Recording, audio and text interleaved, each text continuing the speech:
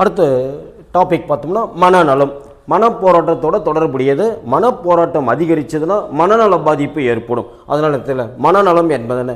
ஒருவரது சிக்கலான சூழ்நிலையில் தன்னால் கூடிய ஒரு செயலை மகிழ்ச்சியுடன் செய்தலே.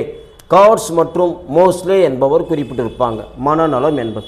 மனநலம் நல்லா இருந்தால் தான் கற்றல், கற்பித்தல், வாசித்தல், எழுதுதல் சிறப்படையும்னு சொல்லுவாங்க. அதனால் மனநல பண்பு பெற்றவங்க எப்படி இருப்பாங்கன்னா அமைதியும் மகிழ்ச்சியும் பெற்று வாழ்பவர். முதல் அமைதியாக இருப்பாங்க, ரொம்ப மகிழ்ச்சியாக இருப்பாங்க.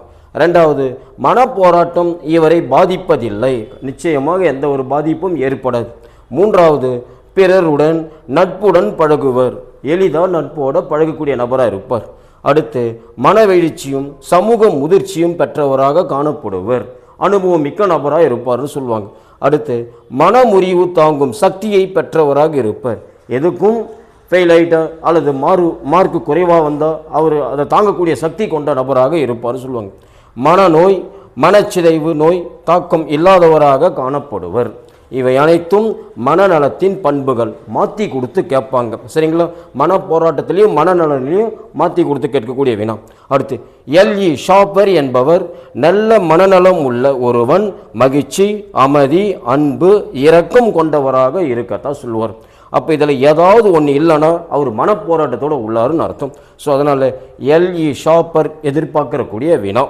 அடுத்து, இந்த மனநோய் பொறுத்து பெரும்பாலும் என்ன சார் அப்படின்னா பாதிக்கக்கூடியதில் ஒன்று மனநோய் தடுத்தல், மனநோய் இல்லாமல் இருக்கணும். ரெண்டு, மனநலனை பாதுகாக்க வேண்டும். இட்டு ஈகோ சூப்பர் ஈகோ தான் சார் இங்கே சொல்கிறாங்க, வேறு ஒன்றும் கிடையாது, சரிங்களா?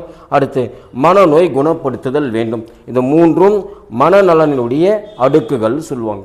அடுத்து, ஆசிரியர் மனநலனை பாதிக்கும் காரணிகள் என்ன? மனசு சரியில்லை அப்படின்னு சொல்கிறாங்க இல்லைங்களா? அதுக்கு கான்செப்ட், ஆசிரியருடைய கான்செப்ட் என்ன சார் அப்படின்னு பார்த்தீங்கன்னா, ஒன்று, வேலையில் திருப்தி இல்லாமல் இருப்பார், முதல் பாயிண்ட். இரண்டாவது, சமூக தொடர்பு தவிர்த்து இருப்பார், தனிமைப்படுத்தி கொள்வார். மூன்றாவது, அதிகமான குறிக்கோளும் சுயநலம் உடைய நபர்களாக இருந்து விலகி இருப்பார், சுயநலமற்று இருப்பார்னு அர்த்தம். அடுத்து, அளவுக்கு அதிகமான ஏக்கம், ஏதாவது ஒன்றின் மீது ஏக்கம் அல்லது ஏதாவது ஒன்றின் மீது பொருள் அல்லது ஏதாவது ஒன்றின் மீது நம்பிக்கை கொண்டு இருப்பதனால ஏக்கத்தோடு இருப்பார். இந்த 4 காரணிகள் ஆசிரியரை பாதிக்கக்கூடிய. அடுத்து, இந்த மனநலனை மேம்படுத்துவது யாருக்கு சார்னா ஆசிரியருக்கு என்னென்ன மேம்படுத்தலாம் அப்படின்னு சொல்கிறாங்கன்னா, ஒன்று, பள்ளிச்சூழல், நல்ல பள்ளிச்சூழலை கொண்டு வரணும்.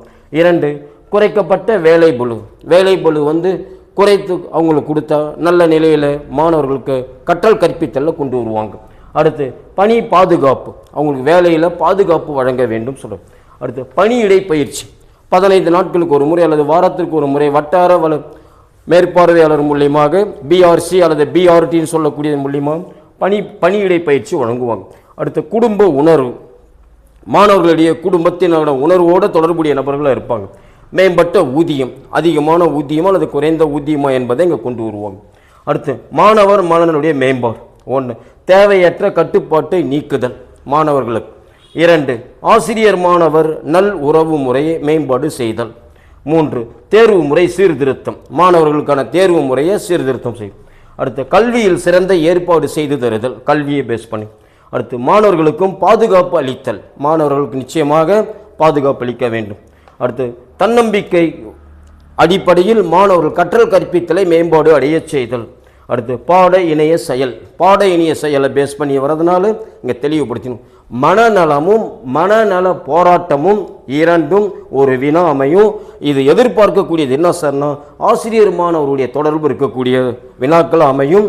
இதுக்கு அடுத்து ஒரே ஒரு பாடம் மட்டும் இருக்கு, நுண்ணறிவு. இந்த நுண்ணறிவு தொடர்போடு உடைய ஆக்கத்திறன், அது அடுத்த வகுப்பில் பார்க்கலாம். நன்றி.